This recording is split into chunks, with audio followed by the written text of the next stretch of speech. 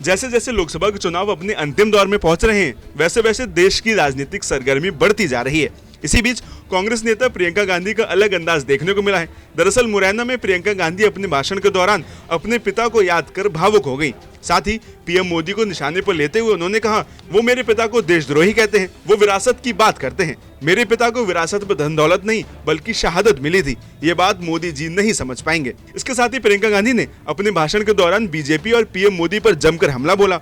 साथ ही एक के बाद एक मोदी सरकार पर कई आरोप भी लगाए। उन्होंने अग्निवीर को लेकर कहा कि केंद्र सरकार रोजगार के अवसर खत्म कर रही है। जैसे अग्निवीर योजना, आपका बेटा 4 साल बाद घर आ जाएगा, फिर से नौकरी खोजेगा। जहां जहां रोजगार के साधन थे, सरकार ने वो सब खत्म कर दिए हैं। दूसरी तरफ आप देखते हैं कि भाई देखें, हो सकता है सरकार ने कोई स्कीम निकाली हो मेरे रोजगार के लिए। पता चलता है कि जो अच्छे अच्छे रोजगार थे उनको सरकार खत्म कर रही है। कैसे? आप अपने बच्चों को सेना में भेजते हैं, सरकार क्या लाती है? अग्निवीर स्कीम। अग्निवीर स्कीम का मतलब बेटा सेना में भर्ती होगा, 4 सालों बाद घर आ जाएगा, फिर से बेरोजगार होगा। जो सारी जितनी भी सुविधाएं पहले मिलती थी सेना में, कोई सुविधा नहीं मिलेगी उसको। वो वापस आ जाएगा 4 सालों बाद, 5 सालों बाद, और फिर से घर पे नौकरी ढूंढने का काम शुरू करेगा। इस सरकार ने जहां जहां से आपको रोजगार मिल रहे थे, वो सारे साधन बंद कर दिए।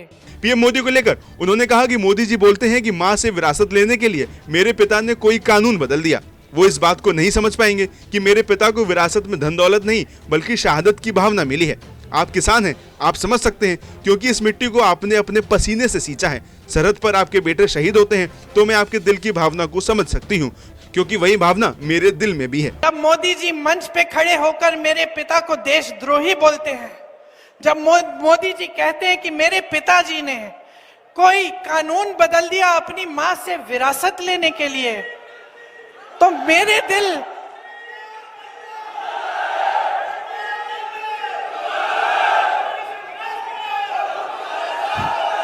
मोदी जी इस बात को समझ नहीं पाएंगे कि मेरे पिताजी को विरासत में धन दौलत नहीं मिली, मेरे पिताजी को विरासत में शहादत की भावना मिली।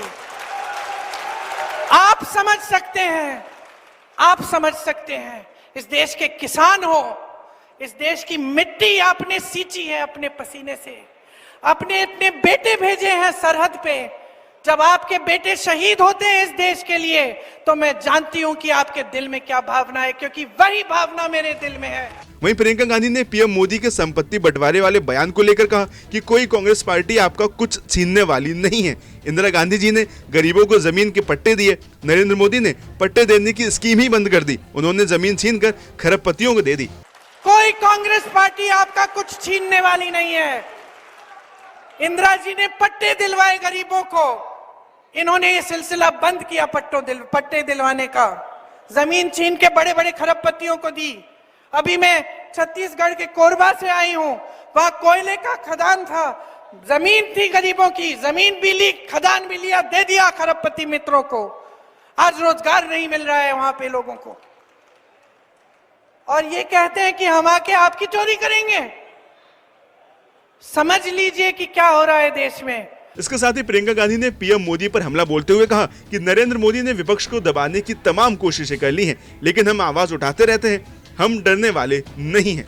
विपक्ष को इस कदर दबा रखा है मोदी जी ने, कोशिश कर रहे हैं पूरी, लेकिन हम लड़ते रहते हैं, हम खड़े रहते हैं, हम आवाज उठाते रहते हैं, क्योंकि हम इनकी सत्ता से डरते नहीं हैं। लेकिन भाइयों और बहनों, सच्चाई ये है कि हद से ज्यादा इन्होंने सत्ता बटोर रखी है, धन बटोर रखा है।